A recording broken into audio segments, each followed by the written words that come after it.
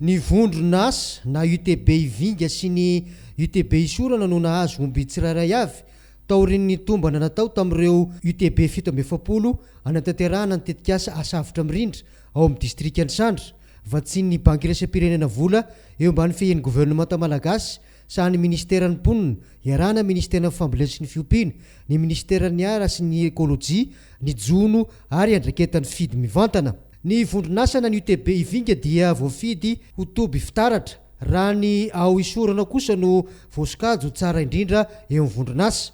Misy mpikambana 220 ny UTB Isorana, 770 ny tena manao asa mivantana ary olona tsy afa miasa kosa 9 no manampy azy ireo ka ny Azaika Midev no mpanory lalana.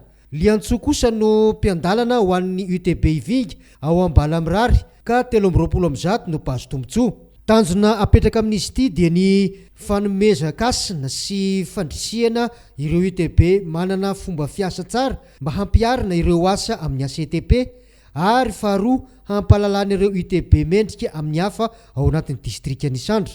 Ireo vondron'asa na UTB 770 no mandray anjara tafiditra amin'ny andiany fahatelo notolorana maro-pakasitrahana amboary ireo mpitarika sy Azaika mendrika rehetra.